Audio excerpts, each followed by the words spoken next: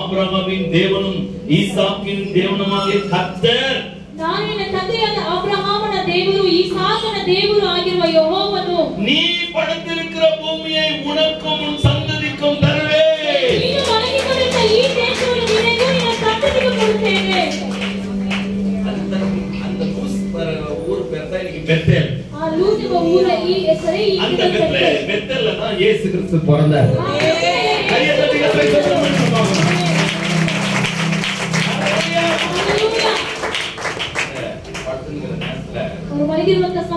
கர்த்தர் நின்று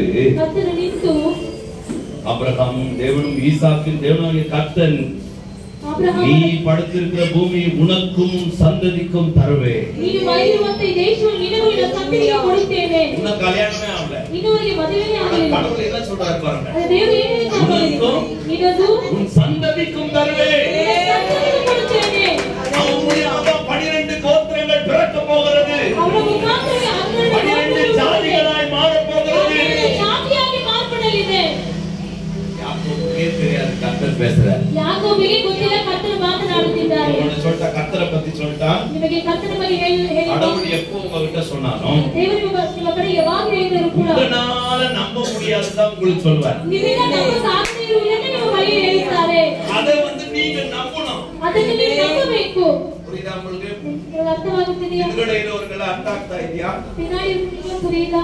தேவன் எதை சொன்னானோ ದೇವರು ಏನು ಹೇಳಿದರೂ ಕೂಡ நீ நம்புற மாதிரி எதுவும் சொல்ல மாட்டார். ನೀನು ನಂಬುವ ಹಾಗೆ ಏನು ಹೇಳಿಲ್ಲ. நீ நம்புற மாதிரி எல்லாம் சொல்றோமோ இத மேஜிக் பண்றோம். ನೀನು ನಂಬುವ ಹಾಗೆ ಇರೋಲ್ಲ ಮ್ಯಾಜಿಕ್ ಮಾಡೋದು. கடவுள் எதை சொன்னானோ ದೇವರು ಏನು ಹೇಳಿದರೂ ಕೂಡ உன்னால நம்பவே முடியாது. ನಿನ್ನ ನಂಬಕ್ಕಾಗುವುದಿಲ್ಲ. நம்ப முடியாது. ನಿನ್ನ ನಂಬಕ್ಕಾಗುವುದಿಲ್ಲ. நான் என்னுடைய சிறு வயதுல பாஸ்டர் பாஸ்டர் நான் போய் டீ குடிச்சு பாப்பா பாஸ்டர் சொன்னேன். ನನ್ನ ಚಿಕ್ಕ ವಯಸ್ಸಿರುವಾಗ ನನ್ನ ಸೇವಕರಿಗೆ ಹೋಗಿ ಟೀ ಕೊಟ್ಟು ಬಾಪಾ ಎಂಬುದಾಗಿ. நம்ம வேலையை தொடங்கிட்டு சர்ச்சை தொடங்கிட்டு க்ளீன் பண்றது தான் வாழ். ನಮ್ಮ ಕೆಲಸ ಸಭೆಯನ್ನು ಓಡಿಸುವುದು ಕ್ಲೀನ್ ಮಾಡುವುದೇ ಕೆಲಸ. சரி போய் டீ குடிக்கலாம் போனேன். ಸರಿ ಎಂಬುದಾಗಿ ಟೀ ಕೊಡಲು ಹೋದೆ. ಅವರು என்ன பார்த்து சொன்னாரு? ಅವರು ನನ್ನನ್ನು ನೋಡಿ ಹೇಳಿದರು, ಅಪ್ಪಿ ತಮ್ಮ ஒரு நாள் நீ பெரிய பாஸ்டர் ஆவப்பா. ಒಂದು ದಿನ ನೀನು ದೊಡ್ಡ ಸೇವಕರಾಗುತ್ತೀಯಾ? நான் கிறிஸ்தவன். ನಾನು ಹಾಗೆ ನಂಬಿದೆ. ನಾನು என்ன பாஸ்டர் ಕೋಟ್ ಇಂಗ್ಲಿಷ್ ನ பேசுறாரு. நமக்கு ಇಂಗ್ಲಿಷೇ தெரியாது. ನನ್ನ ಸೇವಕರು ಕೋಟ್ ಚುಟ್ಟಲ್ ಹಾಕಿ ಇಂಗ್ಲಿಷ್ ಎಲ್ಲ ಮಾತಾಡಿದ್ರೆ ನನಗೆ ಬರುವುದಿಲ್ಲ. ನಾನು ಸುಮ್ಮನೆ ಇದೋ சொல்றாங்கன்னு ನಾನು ಸುಮ್ಮನೆ ಏನೋ ಹೇಳುತ್ತೇನೆ ಎಂಬುದಾಗಿ ಬಿಟ್ಟೆ. இன்னைக்கு சொன்ன வார்த்தை ಯಾವತ್ತೋ ಹೇಳಿದ ಮಾತು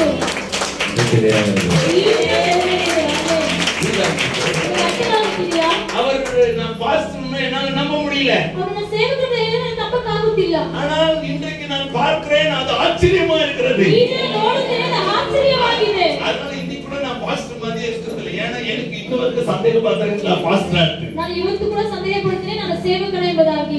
நான் பாஸ்டர் ஆகல, என்ன பாஸ்டர் அவர் ஆக்கிட்டிருக்கிறார். ನಾನು ಸೇವಕನ, நான் பாஸ்டர் இல்ல. ನಾನು ಸೇವಕನ. அவர் என்ன பாஸ்டர் வச்சிருக்கிறார். ಅವರನ್ನ ಸೇವಕರಾಗಿ சொல்லுங்க. ஹalleluya. ஹalleluya. என்ன நம்பி வந்து பாஸ்டர் ஆயிட்டு அவரே நம்பிக்கிறார். ಸೇವಕರಾಗಿದ್ದರೆ ಆತನೇ ನಂಬಿದ್ದಾರೆ. ದೇವರ ಮಕ್ಕಳೇ, ಕರ್ತನ ಬಗ್ಗೆ சொல்லும்போது ಕರ್ತನ ಬಳಿ ಹೇಳುವಾಗ நம்ப முடியாது. ನಿಮಗೆ ನಂಬಕಾಗುವುದಿಲ್ಲ. ನಾನು ಆ ರೀತಿ ಆಗುತ್ತೇನಾ? அதெல்லாம் நடக்குமா? ಅದೆಲ್ಲ ನಡೆಯುತ್ತದಾ? சில நேரத்துல நம்ப முடியாது. ಕೆಲವು ಸಾರಿ ನಂಬಕಾಗುವುದಿಲ್ಲ. நம்ப முடியாது. ನಂಬಕ್ಕೆ ಆಗುವುದಿಲ್ಲ. கர்த்தர் சொன்னார்னா அதை செய்வார். வானம் பூமி ஒழிந்து போனாலும் கர்த்தருடைய வார்த்தை ஒன்றாகிலும் ஒழிந்து போவதில்லை.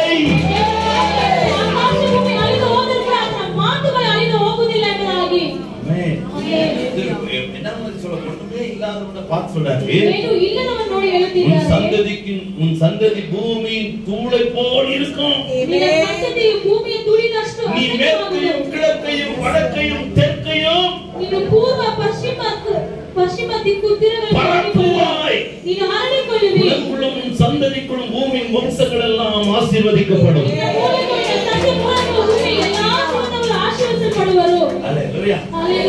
நான் உன்னோடு இருந்து நீ போகிற இடமெல்லாம் உன்னை காத்து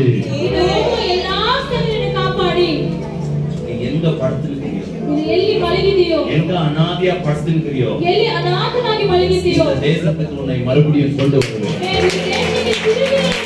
நீ எங்க விழுந்திருக்கிறியோ அதே இடத்துக்கு உன்னை மறுபடியும் கொண்டு வருவேன்.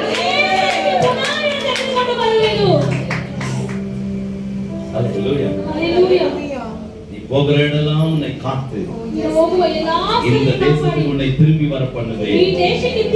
நான் உனக்கு சொன்னதை செய்யும் அளவும் உன்னை கைவிடுவதில்லை என்றார். யாக்கோபு நித்திரை தெளிந்து விழித்த போது மெய்யாகவே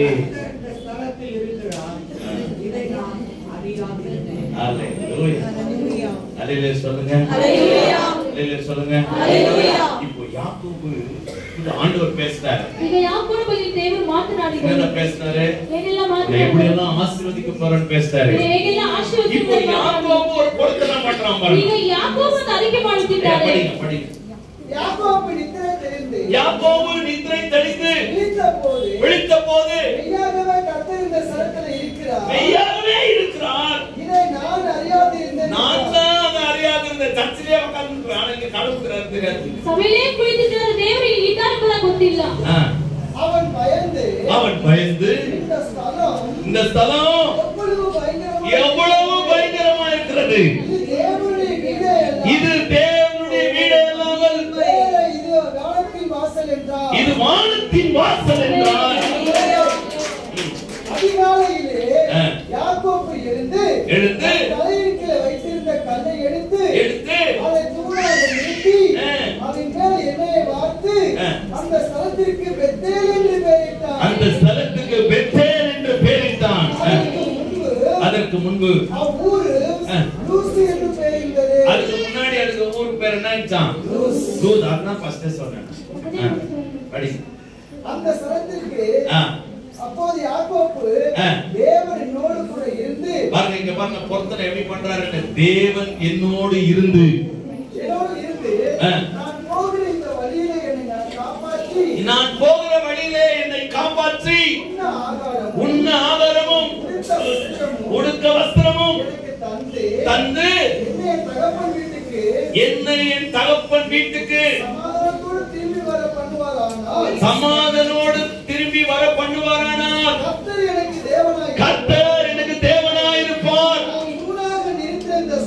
நான் தூணாக நிறுத்தின இந்த ஸ்தலம் வீடாகும்.